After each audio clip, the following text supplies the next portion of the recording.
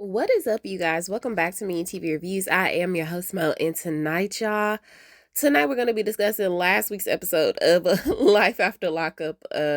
This is season 6, episode 19, titled DNA All the Way. I hope you guys have had a wonderful week thus far, y'all. We are almost at Friday, okay? So whatever you guys are doing to celebrate this weekend, I hope y'all stay safe out there and enjoy your weekend. We got birthday celebrations happening this weekend, y'all. So I'm going to try to get the episodes out to y'all, but just in case I don't, y'all will get them next week. Okay, that's all I'm going to say. All right, so without further ado, let's go ahead and get into the shenanigans. So we'll start off with Will and Courtney. Y'all, why are they even back on the screen? So this Friday will be the season finale for Life After Lockup. Thank goodness, because I feel like at this point they're stretching it out just to give us 10 episodes. So we see Will and Courtney, and we see them getting ready to come to the interview. Okay, so they are doing their interviews together. Y'all remember when I told y'all they had broke up, but then I saw them sitting together, and then I was like, are they back together again? No, no. But for whatever reason, the producers are being uber messy, and they're having all of the couples, I guess, do their interviews together, and then they kind of just like scoot the camera over just a little bit, just in case they want to give one person's point of view for a particular section of the scene. So yeah, that's exactly what this is. Will is not really feeling up to seeing Courtney today because he noticed she's still with the mess, but we'll see how this goes today. He gonna need a little drinky drink. He might need a little smoke. Okay, but he gonna get through it. Now when he get ready to pull up there, y'all, why did Courtney pull up with this boy that she just met last night? And she did that purposefully. She knew that that was going to tick Will off. And so, of course, he knows the game, and he knows that this is all a ploy from Courtney to make him jealous. And it's working. As much as he claims that he does, that it's not affecting him, that she's pulling up, and that I should have known. Okay, I was just 1 out of 12, 1 out of 12, 1 out of 20. Yeah, you were. You were just the next sucker in line. And he was like, man, I should have never got on that website. Just having all of these regrets for even contacting her, reaching out to her. And it is what it is. Take this L and turn it into a lesson, and just don't get back on them damn chat sites with the prison inmates no more. Okay? Don't do that again, Will. So he ended up saying whatever he needs to say to Courtney, and she started laughing, talking to, I think he was snickering, talking about how that's her boyfriend, and what is this, the sixth one after me? And she was like, boy, if you only knew the half. So this is when he gets up and he walks off, and he was like, man, that's so crazy how she trying to play me, but we smashed the other day. And y'all probably gonna continue to smash. Just don't put no ring back on her finger. Okay, go ahead and have her sign the divorce papers. Y'all can creep all you want. That's it. Courtney gonna do what she gonna do. You be alright. Don't come back next year. We don't want to see y'all on the next season. We don't want to see y'all ever again. Well, I don't want to see you on here with somebody new. And Courtney, I definitely don't want to see you and all your harem of men's. I don't want to see it.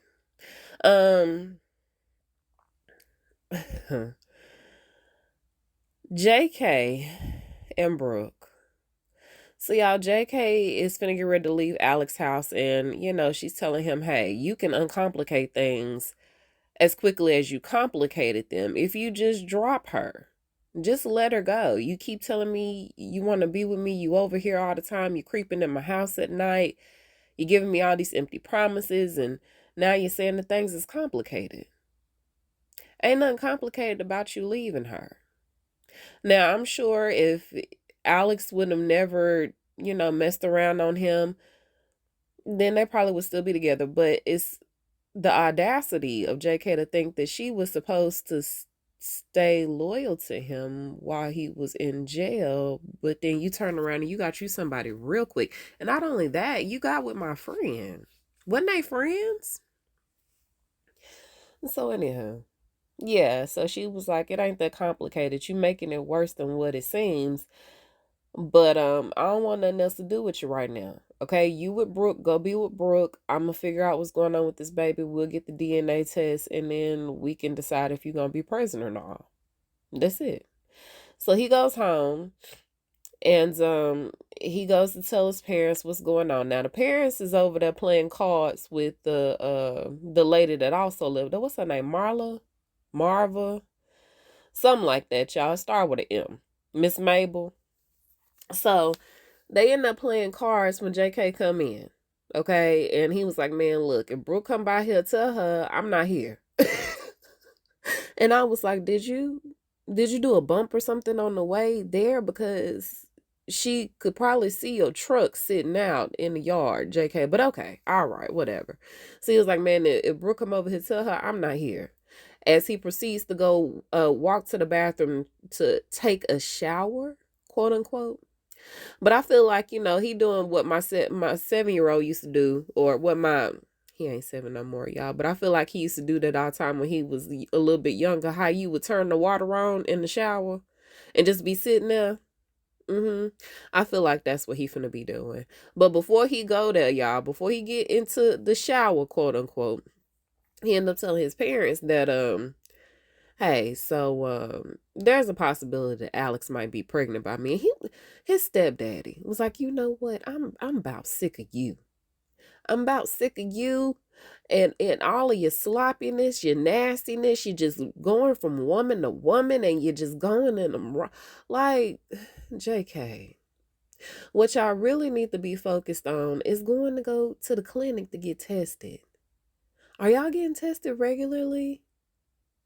I mean, I know it's not a lot of men down there to choose from, but still, why y'all keep letting these men come back?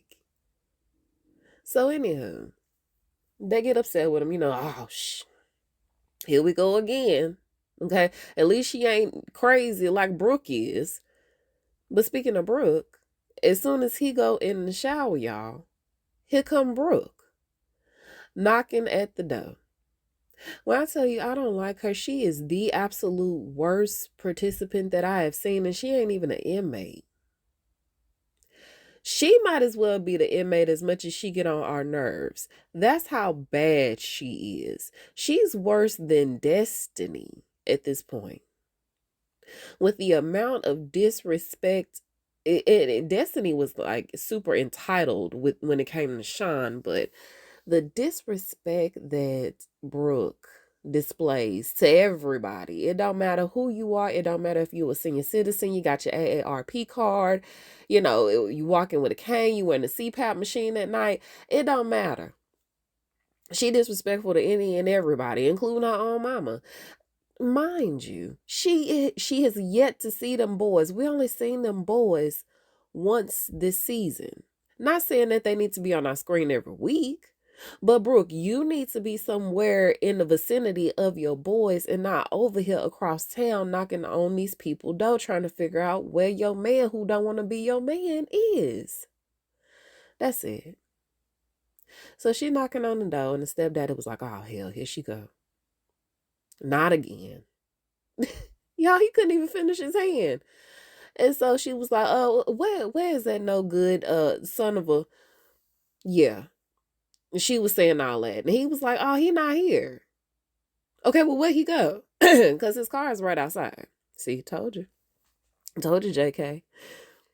Oh, where he at? Because his car is outside. Oh, he went walking. And I was like, dang, stepdaddy, out of all the things that you could have said, that's what you chose to go with? He went walking.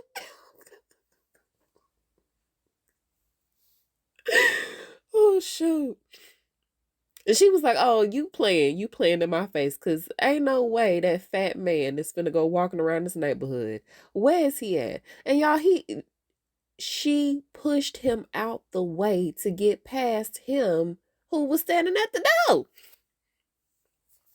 Y'all, he was holding the door open and she was like, move.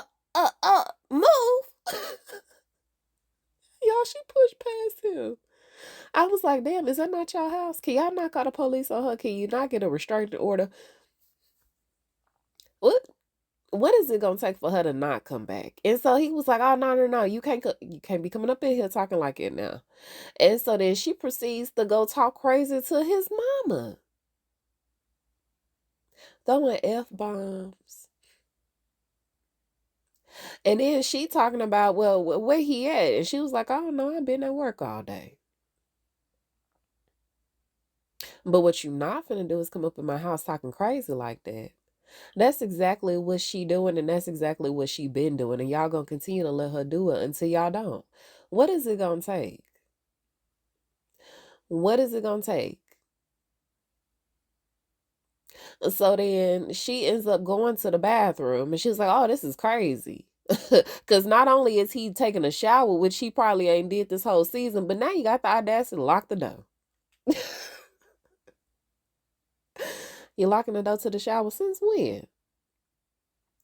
So she opens up the door, or he finally opened up the door, and he was like, man, come on, get out of here, man. Get out of my mama house, like talking crazy like that. You got to get up out of here. So he pushes her out the door, and she was like, where you been? I done called you 75,000 times today. Not for real, y'all, but she close. Okay. We saw her call him at least 11 times. And she left him a nasty voicemail. Oh, I'm telling y'all, I couldn't be with nobody like that. Like ever. You're not gonna talk crazy to me like that. You just talking about, yeah, you know the little green button on your phone, yeah, answer that. Throwing all type, just cursing them out. Yeah. Mm-mm. She got to go. So she was like, you know, I've been calling you a bajillion times today and you still ain't answered the phone for me. Where you been at? And so he was like, man, I've been here all day. I've been kicking it. And she was like, you a lie.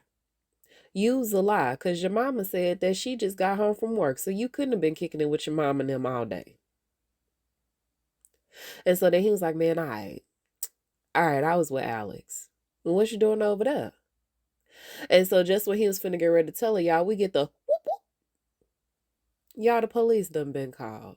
I hope they come to arrest her crazy ass, because ain't nobody got time for this. Or at least escort her off the premises. Because the way that she was banging on them people, though, and the way the mama was like, yeah, we live in a quiet community. You know, you can't be coming over here causing all this ruckus. I hope somebody called the police on her. Get her off the property and get her back to her boys where she actually belongs. You know what? Never mind. Them boys don't need to. They don't need a mama like her. They don't need somebody like her raising them. They better off with her mama. That's it. So over to Joella, Demondrick, and Kiana. Uh, where did we pick? Okay, y'all. I don't remember exactly what happened because I didn't take notes on none of these people this week, y'all. But Kiana was going with Demondrick to go talk to the lawyer and the investigator after the investigator had left Joella's house. Meanwhile, Demondrick's dad is going to go talk to Joella. He was like, hey man, you know, what's up, baby mama? She was like, I got a name. Y'all, why they don't never say her name? Well, actually, he does, but I just feel like, yeah, no, call me by my name. Baby mama seems like there's so much more effort than Joella. mm, Joella, baby mama. Yeah, just a little bit more effort, but I mean, you know, whatever. So, she basically told him, look, I'm not giving in. You know, the investigator came over here and was trying to talk to me, and they made y'all making it seem like I did this to myself. I wouldn't do this to myself. Like, I wouldn't even do that to her. Like, as much as I despise her, she got kids. She got kids just like I do. I gotta get these boys around. I gotta get to school. I gotta get to work. I ain't got time to be playing around with nobody's property and risking them, being down for a while trying to figure out how they gonna get their stuff fixed. I don't have time for that. And y'all not gonna keep playing in my face like this. Somebody gonna have to pay what they owe. That's it. Cause I know it wasn't me. And so Kiana and them is over there talking to the lawyer and the investigator. And the investigator was like, look, I talked to Joella, and Joella says she ain't do it to herself. So she is very convinced that it's one of y'all. Now, she seems like she might be willing to sign them papers uh, if y'all are willing to pay her some more money. Now, Demadric was like, oh, I already paid her the $600 for the tires. And old boy was like, she talking about it was some more damage done to like her school stuff. Now, she didn't mention that at first unless they cut that from editing, but then she did add it in after he tried to give her that money. And so we don't know what they're gonna do. Now, she is considering possibly signing that paper if and only if y'all meet her demands about the finances and giving her the money that she's seeking. But not only does she want the money, but she wants to sit down with Kiana. And so Demadric was like, oh, hell no, we're not doing that. That's like putting a lion in the same cage with a ape. I was like, oh, really? You couldn't find nothing better to describe it? Okay. Yep. Yep. Y'all, did y'all see that video about that teacher? I can't remember where that was. Y'all, that teacher was singing happy birthday to the little black the little boy, y'all. He happened to be black. 6 years old, y'all. He was turning 6. And the class had sung happy birthday, but then she ended up singing her own version and added a whole bunch of, y'all, it's somewhere. I had heard it on the radio and I was like, what the hell? What is wrong with people? That is a child. So anyhow, I was like, you couldn't describe that no better. You couldn't give me you couldn't give me a better analogy than that, Demadric, but okay. So he was like, nah, man, that don't need to happen. And Kiana was like, I mean, honestly, what does she have to lose? If she claiming that she ain't do it, go ahead and sit down with Joella. I mean, y'all claim that she just in there to try to break y'all up. What's the worst that could happen? She could tell you the truth that she been sleeping with your man since he got out. That's really what he don't want you to sit down with her for. But okay. So we'll see what they're gonna do. I think Joella is having second thoughts about continuing with this part of it. Now, the lawyer did say that his whole thing is to try to get her off criminally. That's my job. But on the civil side of that, y'all can figure that out on your own. But criminally, I'm going to do what I need to do to make sure that you walk away with the best thing for you. Like I said, Joella did seem a little bit remorseful about the whole thing. She's having second thoughts about it seems. So we'll see what happens. Speaking of second thoughts, y'all, Letitia and Keith. So Letitia and Keith start off this episode with her continuing the phone call from the lawyer. Okay. So she ended up getting off the phone with them, and then next thing you know, we see them hanging out at the house with the kids, and they all having a good time. And Damari is talking about, sorry y'all, how thankful he is that he gets to stay there with them, and how, they've really embraced him as a family. And it makes Letitia very emotional. Okay. Because all of this could be going away in a matter of days. She's got her court appearance coming up, and she is facing a hefty amount of time. I think she said, excuse me, up to 15 years. 15 years with those charges that she got from that one. That's not including the most recent one. The most recent arrest. Okay. So she probably finna face some time with that. Now, she's supposed to be facing 15 years with that. And the lawyer had basically told her, hey, look, you can either take this to trial, or you can possibly consider a plea. Now, we don't know what the plea deal entails, but just know that this would definitely shorten Any length of jail time that she may or may not receive on the other end of that, and it's weighing real heavy on her. Now, she don't want to put that on her record because, I mean, she claims she innocent up and down, but in the same token, she can't trust Keith to hold her down. And so throughout the episode, towards the beginning of their scene, she kept insinuating how she was expecting Keith to step up.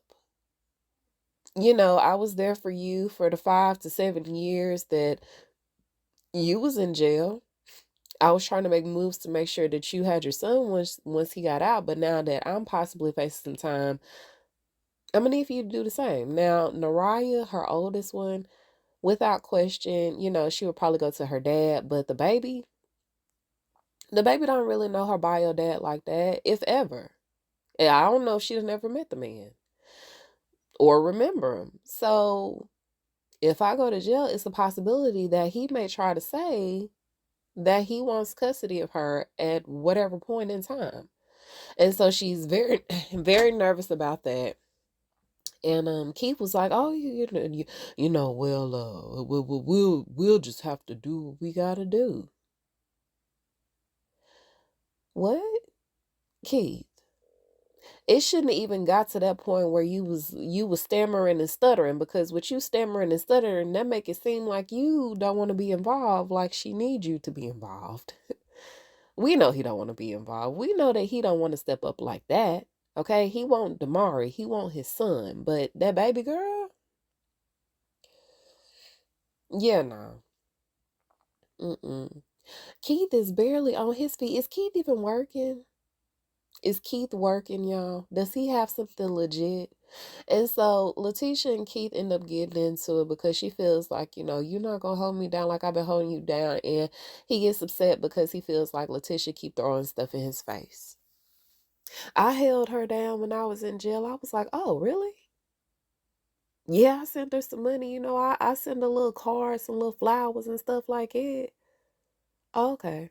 hmm Meanwhile, when you got out, you came home to a place fully furnished. You got food on the table. You got clothes on your back, shoes on your feet, a woman you can lay down with every night. But you still find time to text Stephanie. So they get into it a couple of times throughout their scenes, and she was like, you know what, whatever. This ain't doing nothing but making me upset. Let's just go ahead and go to court. Now he was talking about possibly adopting baby girl, and I was like, do you not know the intricacies and the length of time that it takes to adopt somebody? Because don't the bio dad have to sign over his rights as a parent first before you can adopt her? Or am I tripping?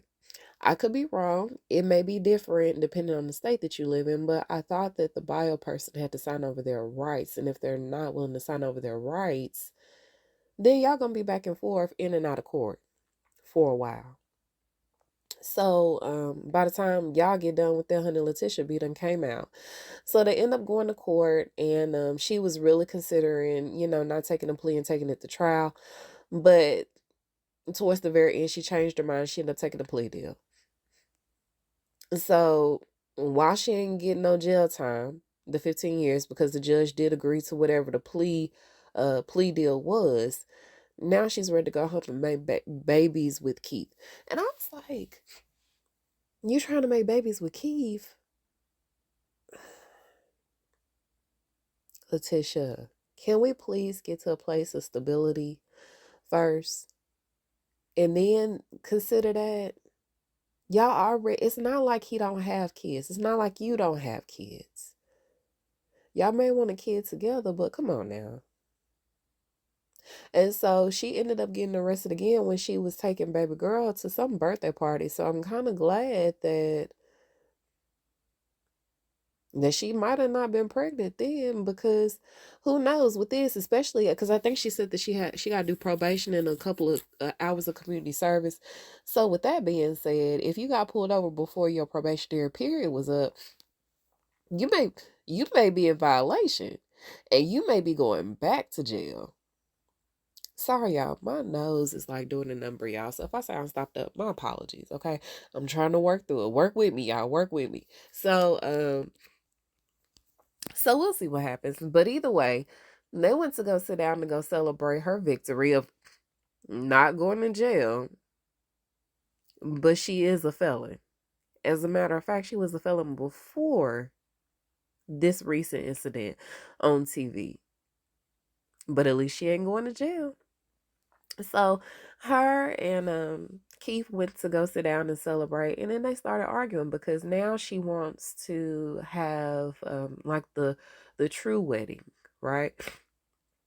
They had gotten married while he was in prison, and now she wants the full blown wedding, like most of the couples on here this season that have gotten married. So it gets to a point where she's questioning, did you even want to marry me in the first place? And he was like, of course I wanted to marry you. So I don't know, y'all. I don't know. I feel like after a certain point, Keith is gonna get tired of her constantly throwing stuff up in his face. You can't expect for a guy like that to be faithful to you. It seems like he already out there doing whatever he gonna do anyway, but we'll see.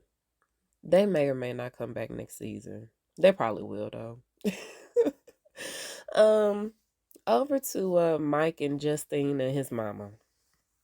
So y'all, Mike had walked out of the restaurant, and he's talking to the people, talking to the producers, telling them how he's so upset, not at her, but at himself, because he feels like he can't give her what she wants from him, which is this wedding. And it seems like the more stuff that they look at, the more unattainable this is for him.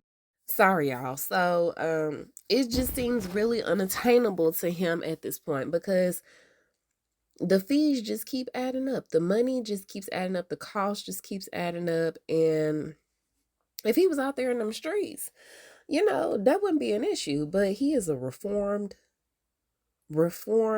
thug, y'all. Okay.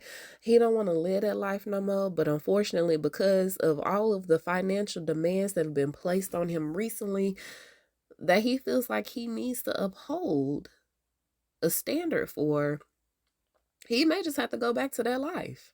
And so, Justine comes out and she checks on him, and she was like, hey, what's going on with you? I'm just trying to come out here and check your temp because you seem like something is off. And he was like, no, I'm good. I'm good. I'm just stressed. And she was like, okay.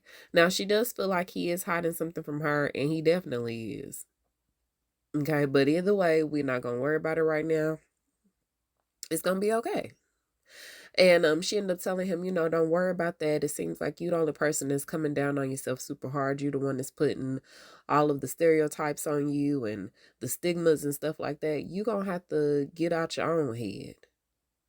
Okay, ain't nobody talking about you like that. Ain't nobody thinking about you like that. Do what you gotta do to take care of your family. That's it. And whatever I need to do to meet you halfway, then I will. So you'll feel less burdened about it. So all is well that ends well. Justine and her mama end up going to go have a lunch the next day before her mama leaves, or they leave, or somebody leave. Okay. And so her and her mama sit down to lunch, and she starts talking about how while she's very grateful that her mom is there and how she knew her mom would always come through in the clutch, she is upset. Not with her mama, but with her father. But because of her father being an absentee parent, sometimes her frustrations were misguided and she took them out on her mama. And so her mama was like, yeah, when you was about 12 or 13 or whatever, you started rebelling. And I was like, yeah, that sounds like a typical teenager.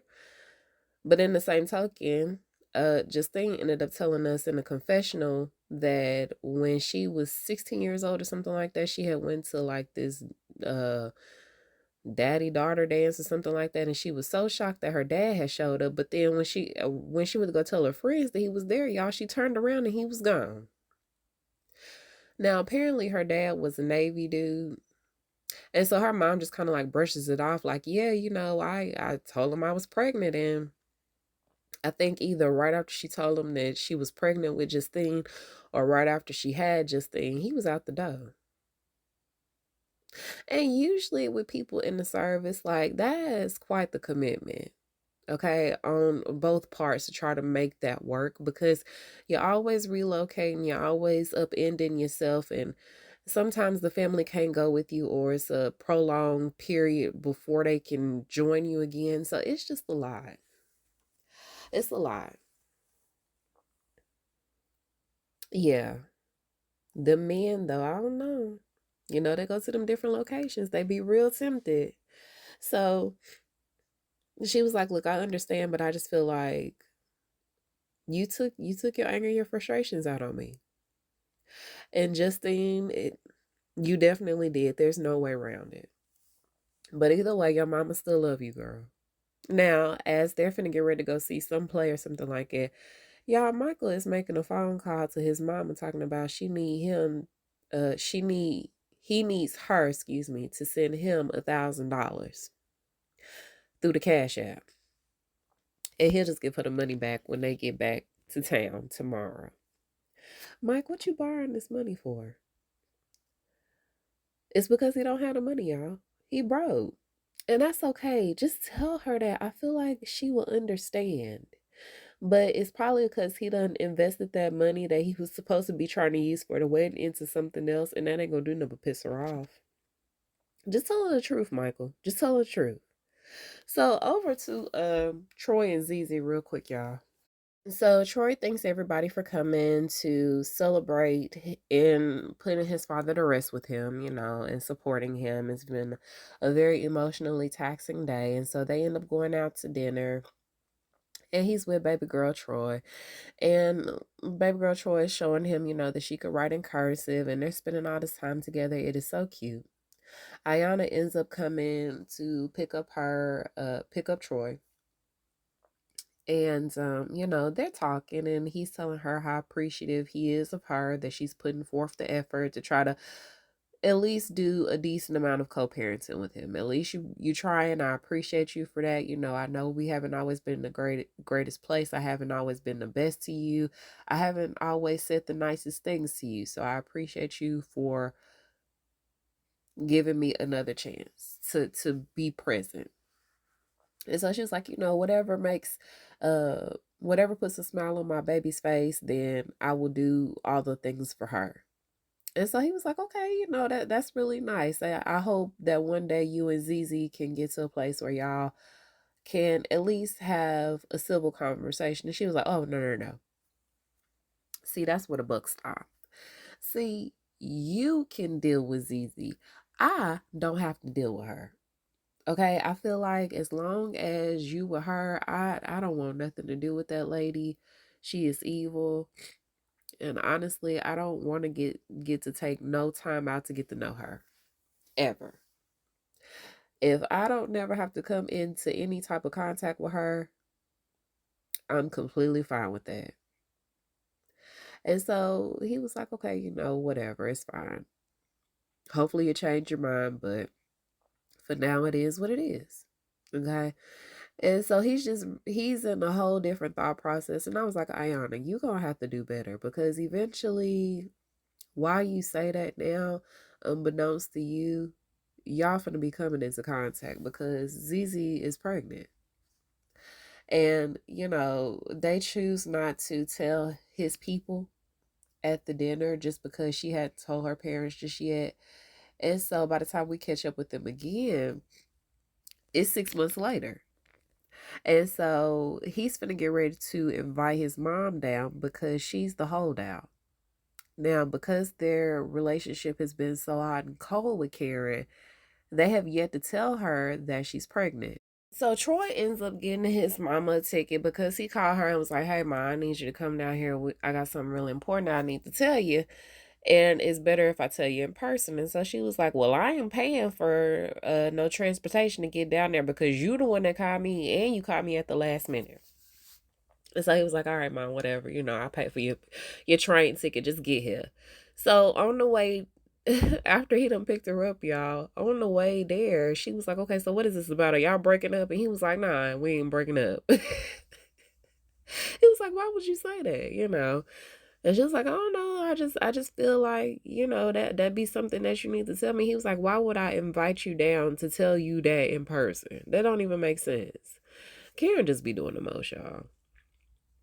Just be doing the most. But we'll see what happens with that on the next episode, on the finale. But Ayana, girl, especially if you get to a point where you're gonna start allowing baby Troy to go with him and spend more time with him, you're gonna have to make sure that, Zizi is on the up and up. You gonna want to get to have some sort of conversations with her because she's gonna be watching over your daughter whether you like that or not. And Troy is not gonna always be there.